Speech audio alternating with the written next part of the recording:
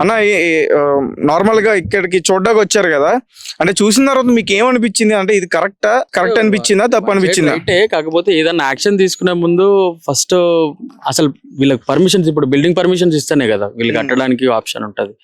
ఈ పర్మిషన్స్ ఇచ్చిన ముందు వాడిని లాగాల, వాళ్ళని లాగకుండా డైరెక్ట్ వచ్చి వీళ్ళు లోన్స్ కి పోతారు. ఇప్పుడు కూలగొట్టిన తర్వాత ఈఎంఐ కట్టాల్సింది వాళ్ళే. సో ఈ కాన్సిక్వెన్సెస్ అన్ని ఉంటాయి. వీళ్ళు ఏంటంటే గవర్నమెంట్ చేసేది మంచి పనే, కానీ కొంచెం ముందు నుంచి ఎక్కడైతే స్టార్ట్ అయిందో అక్కడ నుంచి లాగాల. డైరెక్ట్ వచ్చి కూలగొట్టేసిన తర్వాత మాట్లాడతామంటే కరెక్ట్ కాదు కదా. అట్లా అంటే ఒపీనియన్ అది. ఇది మంచిదే, చేసే పని ఇట్లా మంచిదే. కూల్చడం అనేది, అక్రమ కూల్చడం అనేది కరెక్ట్ అంటారు. అక్రమ కట్టడాలు కూల్చడం మంచిదే, కానీ కాకపోతే దానికి ముందు కొన్ని ఇంకా పనులు ఉంటాయి కదా. అంటే ఇప్పుడు ఎవరైతే పర్మిషన్స్ ఇచ్చినారో, పర్మిషన్ లేకాడ పర్మిషన్లు ఇచ్చే డబ్బుల కోసము, సో అవి క్లియర్ చేసుకున్న తర్వాత వీళ్ళని వెకేట్ చేసిన తర్వాత వీళ్ళకి టైం ఇచ్చి ఏదో చేయాలి. బట్ సడన్ గా ఆల్ ఆఫ్ సడన్ వచ్చి కూలగొడితే కూడా ఎవరికైనా బాధే కదా. సో అట్లా. కాకపోతే నేనేమంటున్నానంటే, ఇట్లా చెప్పకుండా ఒక్కసారిగా కూల్చేస్తే ఇబ్బంది కరెక్టే. కాకపోతే గవర్నమెంట్ రోడ్లు ఎందుకు ఇచ్చింది? వీళ్ళకి అసలు పవర్ ఎందుకు ఇచ్చింది? నేను అదే చెప్తున్నాను కదా. ఇప్పుడు అవన్నీ ఇవ్వడానికి ఎవరు? గవర్నమెంటే ఇస్తుంది. ప్రీవియస్ గవర్నమెంట్ లేకపోతే ఆ లోపల ఆఫీసర్లు ఎవరెవరు ఉంటారు, అదంతా కూడా మనీ తీసుకునే ఊరికైతే ఎవరు అయ్యారు కదా. ఇప్పుడు బిల్డర్ కి రోడ్స్ వస్తేనే జనాలు వస్తారు, రోడ్లు ఏదన్నా డెవలప్మెంట్ ఉంటేనే. బట్ అదంతా రాంగ్ వేలో జరిగింది కాబట్టి సో ఇవన్నీ జరుగుతా ఉంటాయి. మీరేం చెప్పదలుచుకున్నారంటే ఫైనల్ గా హైడ్రా అనేది కరెక్టే, అదేం ప్రాబ్లం 100% కరెక్ట్. 100% కరెక్టే. కాకపోతే ముందు చూసుకోవాలా, అంటే డైరెక్ట్ వచ్చి కూలగొట్టడం కాదు. జనాలు నేను కరెక్ట్ కాదంటానన్న. ఇప్పుడు కరెక్ట్ అని నేను అంటున్నాను. కరెక్ట్ ఎందుకు కాదో చెప్పనా? ఇప్పుడు ఒక్కొక్కరికి ఒక్కో రకంగా నోటీసులు ఇస్తున్నారు. ఒకరికి 30 రోజులు ఇస్తున్నారు, ఒకరు 15 రోజులు ఇస్తున్నారు. ఒక్కరికి చెప్పకుండా కూల్చేస్తున్నారు. నేను అనేది ఇమీడియట్ గా అర్ధగంటలు వచ్చేసి ఏమి ఇన్ఫర్మేషన్ లేకుండా వచ్చే వాళ్ళకి నేను మాట్లాడుతున్నా. నెల 2 నెలలు సంవత్సరం కింద వచ్చిన వాళ్ళకి వాళ్ళకి ఒక ప్రియర్ గా ఇన్ఫర్మేషన్ ఉన్నాయి. బట్ ఆల్ ఆఫ్ సడన్ వచ్చి కూలగొట్టే వాళ్ళ గురించి నేను మాట్లాడు. నమస్తే అన్న. నమస్తే అండి. మీ పేరు? గిరీష్ చంద్రరాజు. ఎక్కడ మీది? ఇక్కడ మల్లంపేట బాచుపల్లి మాది. సో అంటే ఇప్పుడు చూడడానికి వచ్చారా నార్మల్ గా ఇక్కడికి? టీవీలో న్యూస్ వచ్చింది, దాని తర్వాత అసలు బఫర్ జోన్ అంటే ఏంటిది, FTL అంటే ఏంటిది చూస్తే ఒక అవగాహన వస్తుంది కదా. ఫ్యూచర్ లో మనం కూడా జాగ్రత్త పడవచ్చు కదా వీళ్ళ కొనేటప్పుడు. సో ఒక అవగాహన వస్తుందని చెప్పేసి మేము కూడా ఇక్కడికి వచ్చినాం. అంటే ఒక 15 రోజులు 20 రోజుల నుంచి కూడా జరుగుతుంది కదా, అబ్జర్వ్ చేయలేదు అంతగా? మీడియాలో వచ్చే వరకు అంతా ఎవరికి తెలియదు అండి. ఫ్రాంక్లీ స్పీకింగ్, మీడియాలో వచ్చే వరకు, సోషల్ మీడియాలో వచ్చే వరకు కూడా ఎవరికి తెలియదు. కాకపోతే ఏంటంటే ఇది చాలా బాధాకరమైన విషయం ఏంటంటే, మనకి ఎక్కడ కూడా బుక్స్ లో చిన్నప్పటి నుంచి బఫర్ జోన్ అని, FTL జోన్ అని ఎక్కడ ఇయ్యలే. ఈవెన్ బాగా చదువుకున్న వాళ్ళకి కూడా ఎవరికి తెలియదు. ఇంజనీరింగ్ చేసి నేను సైబర్ సెక్యూరిటీ ఆర్కిటెక్ట్ పనిచేస్తున్నా, నాకే అసలు ఈ బఫర్ జోన్ అండ్ FTL అనేది తెలియదు. అలాంటిది కామన్ జోన్స్ ఒకటి ఉంటే అక్కడ నిర్మాణం చేయకూడదని తెలియదు అంటున్నారు. నాకే కదా దాదాపుగా 99% ఆఫ్ ద పబ్లిక్ ఎవరికి తెలియదు. దీనివల్ల ఏమవుతుంది అంటే, జనాలకి ఏంటంటే మనకు పర్మిషన్లు ఉన్నాయా, HMD లేవో, అప్రూవల్ ఉందా, LRS ఉన్నదా, ఇంతవరకు చెక్ చేసుకుంటుంది తప్ప FTL ఒకటి ఉన్నది, బఫర్ జోన్ అనేది పీపుల్ ఎడ్యుకేట్ చేయాల్సిన అవసరం ఉన్నది. ఇప్పుడు ఎట్లయినా ఇప్పుడు పర్మిషన్ ఇచ్చినప్పుడు కూడా మనకి ఏంటంటే ఒక లా తీసుకొని రావాలి. ఏంటిది, ఒక బిల్డర్ తో ఉన్నప్పుడు కూడా స్పెసిఫిక్ పర్మిషన్ తీసుకొని, హైడ్రా సంబంధించింది FTL బఫర్ జోన్ కూడా ఒక డాక్యుమెంట్ కూడా పర్మిషన్ కాపీ కావాలి మనకి. ఎట్లయితే LRS కాపీ బఫర్ జోన్ లో ఉందా లేదా కూడా ఒక సర్టిఫికేట్ కాపీ మనకు కావాలి. అప్పుడు ఏమవుతుంది అంటే పబ్లిక్ కూడా అవేర్నెస్ పెరుగుతుంది. ఇప్పుడు దీనివల్ల ఏమవుతుంది అంటే, ఇప్పుడు చాలా మంది నార్మల్ పీపుల్, ఇక్కడ నువ్వు ఉన్న వాళ్ళు ఎవరు రిచ్ గారు నాకు తెలిసి, అందరు EMI కట్టుకొని బంగారాలు అమ్ముకొని దాని తర్వాత నెల నెల కొంచెం వడ్డీలు తెచ్చుకొని ఎంతో విల్లాలో ఉండాలని ఒక సంతోషం కొద్దిగా కట్టుకున్న పబ్లిక్ వీళ్ళందరూ.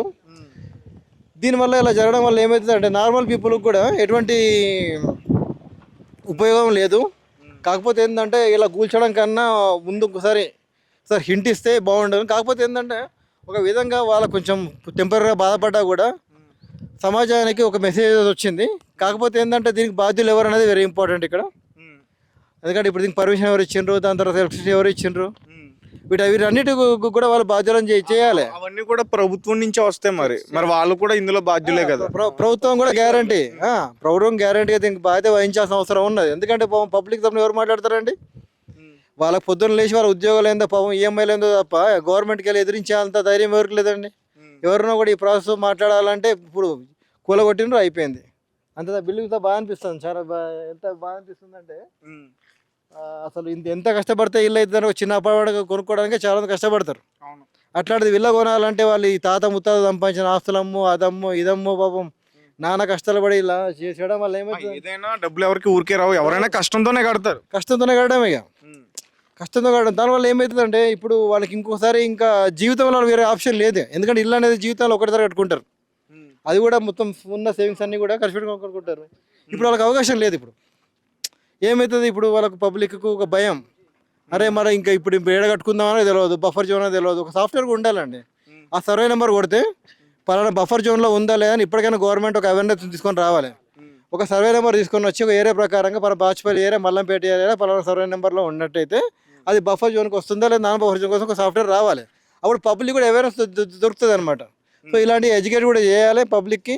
కాకపోతే వీటి వారి మాత్రం గవర్నమెంట్ ఇచ్చిన మిస్టేక్ కాబట్టి గవర్నమెంట్ నష్టపరిహారం చెల్లించాలి. కానీ అన్న ఇక్కడ చూసుకుంటే ప్రతి కుటుంబానికి ప్రతి ఫ్యామిలీ ఎవరి ఫ్యామిలీ అయినా సరే ఒక ఇల్లు అనేది ఒక కళ.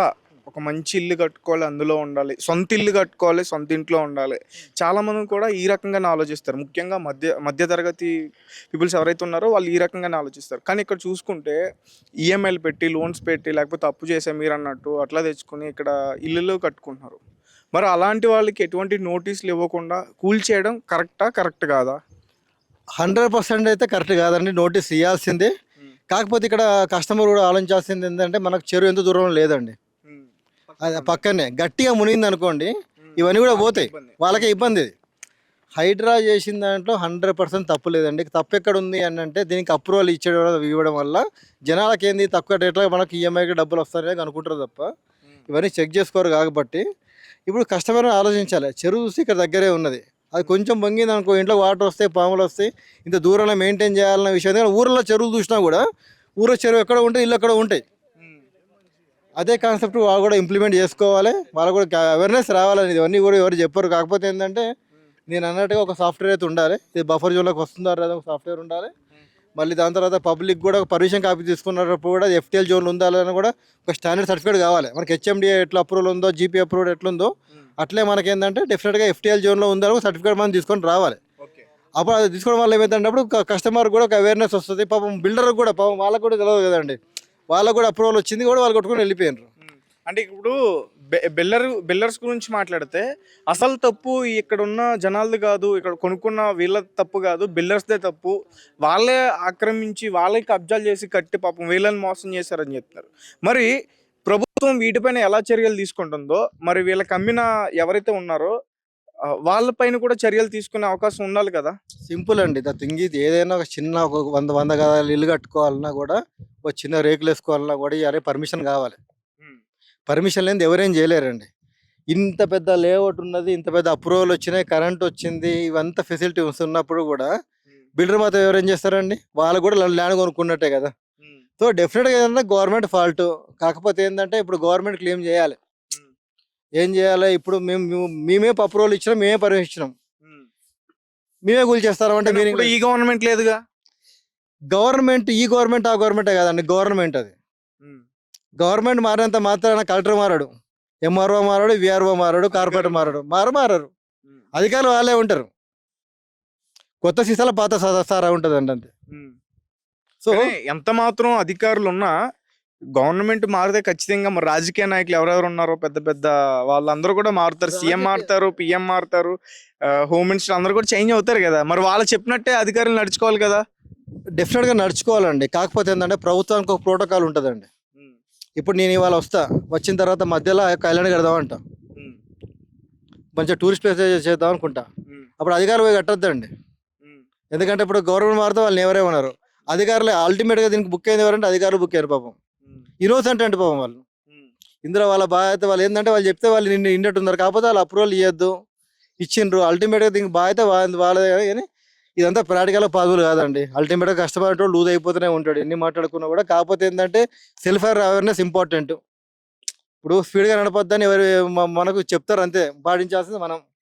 అల్టిమేట్గా స్పీడ్గా డ్రైవ్ చేద్దాం, మనం పాటించాలి. ఇక్కడ ఎదురుగా చెరువు కనబడుతుంది కానీ సీ వ్యూ అని చెప్పేసి, దాని తర్వాత రివర్ వ్యూ అని చెప్పేసి, లేదా పాండ్ వ్యూ అని చెప్పేసి బిల్డర్లు అమ్ముతారు. సహజం. లేక్ వ్యూ అని అమ్ముతారు, సహజం. కాకపోతే మనకు అవేర్నెస్ వాళ్ళ పక్కనే లేక్ ఉన్నది, ఎక్కడో లేక్ లేదు. అది ఇక్కడ ఇద్దరు కూడా మిస్టేకే ఉందండి, ఫాల్ట్. అల్టిమేట్గా customer need to be loss అనమాట. దీనికి ఎవరు కూడా వీళ్ళకి నష్టపరం అంటే ఏమి రాదని నాకు తెలుసు. ఫైనల్ గా మీరు ఏం చెప్తారు ఈ హైడ్రా గురించి? ఇక్కడ జరిగిన ఇష్యూ వదిలేసండి, హైడ్రా గురించి ఏం చెప్తారు? హైడ్రా అనే ఒక కమిషన్ వచ్చింది కదా. హైడ్రా అనేది చాలా మంచి ఇనిషియేటివ్ అండి. చాలా మంచి ఇనిషియేటివ్ అది. అది రావడం వల్ల ఎన్నో చెరువులు మనం చూస్తాం. బాబులకా పేదవాళ్ళకా చాలా ఇనిషియేటివ్ ఇది అందరికండి. ఎందుకంటే ఇప్పుడు పెద్దవాళ్ళని చూసి చిన్నవాళ్ళు నేర్చుకుంటారు ఎప్పుడైనా. ఇక్కడ మనం ఇక్కడ ప్రజలు ఏం చేస్తారు, అరే ఇప్పుడు ఇక్కడ విల్లాలు కూడా కొట్టినారు కాబట్టి మనం ఫ్యూచర్ లో కూడా ఇది హైడ్రా జోన్ లో ఉందా లేదా అని తెలుసుకోవడానికి అవేర్నెస్ వస్తుంది. దీనివల్ల బిల్డర్లు కూడా ముందుకు రారు. చెరువులు ఇప్పుడు ఫ్యూచర్ లో కాపాడుతామండి. సో గవర్నమెంట్ తీసుకున్న హైడ్రా ఇనిషియేటివ్ మాత్రం very good, excellent initiative. Future లో మనగడ ఉంటుంది.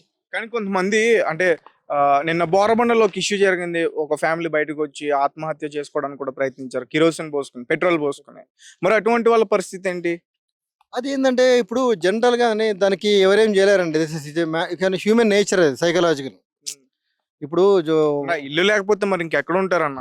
అదే డెఫినెట్ గా ఇప్పుడు హ్యూమన్ నేచర్. ఇప్పుడు వాళ్ళు ఏం చేస్తారు, వాళ్ళకి వేరే ఆల్టర్నేట్ లేదు. కాకపోతే ఆధారపడితే లా ప్రకారం పోవాలంటే ఏంటంటే ఇప్పుడు వాళ్ళకు మీద పోసుకున్నా ఏం చేసుకున్నా కూడా పబ్లిక్ కి ఏమర్థమవుతుంది, అరే వాళ్ళు అనాథరైజ్ ప్లేస్ కట్టినరు, ఆథరైజ్ ప్లేస్ వాళ్ళు అనకపోవు కదా. కాకపోతే ఏంటంటే నేను ఇంతకుముందు చెప్పినట్టుగా అల్టిమేట్ గా ఏంటంటే అట్లా అప్రూవల్ ఇవ్వద్దండి first of all. So absolutely ఎవరైతే ఈ పర్మిషన్స్ ఇచ్చిండ్రో జరుగుతుంది. అలా నష్టపోయిన వాళ్ళు వీళ్ళందరూనా? హైదరాబాద్ లో లక్షలాది మందికి న్యాయం జరగాలంటే వందలాది ఇల్లులు కూల్చాలా?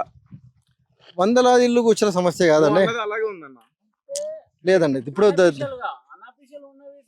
లేదండి, ఇది అనఫిషియల్ కాదండి. ఇది అఫిషియల్. ఎందుకు అనఫిషియల్ అవుతుందండి? ఇక్కడ ప్రాపర్ పర్మిషన్స్ ఉన్నాయి, అప్రూవల్స్ ఉన్నాయి. When flat are independent house and proper approvals and permission. ఇప్పుడు నేను ఒక విషయం చెప్తా. అంటే ఇప్పుడు ఇల్లు కొనుక్కున్న తర్వాత గానీ లేకపోతే ల్యాండ్ కొనుక్కున్న తర్వాత కానీ రిజిస్ట్రేషన్ అనేది ఒకటి ఉంటది. అది ఎవరు చేస్తారు? ప్రభుత్వ అధికారులే కదా. మరి ఇప్పుడు రిజిస్ట్రేషన్ అయ్యి అంటున్నారు వీళ్ళందరూ కూడా. మరి అక్కడ అధికారులు కూడా వాళ్ళ వైఫల్యం కనిపించింది కదా ఇందులో. మరి వాళ్ళకు కూడా తెలియాలి కదా ఇది రిజిస్ట్రేషన్ చేయకూడదు, ఇది బఫర్ జోన్ లో ఉందని చెప్పి.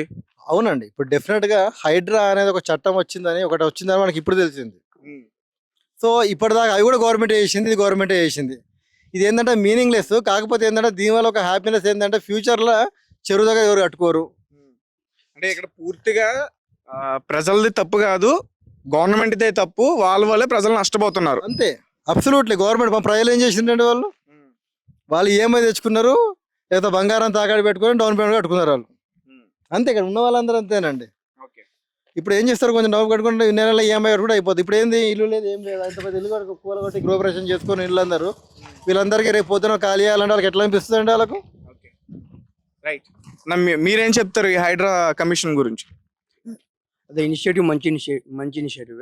బట్ ఏంటంటే ఇలా మీ వెనకాల చూసి కూడా అదే చెప్తారా మీరు?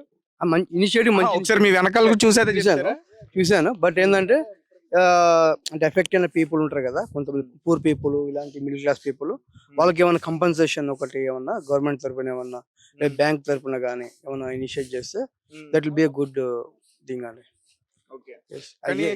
చాలా మంది సామాన్యులు ఇబ్బంది పడుతున్నారు అన్న రోడ్ల మీదకి వచ్చేసి.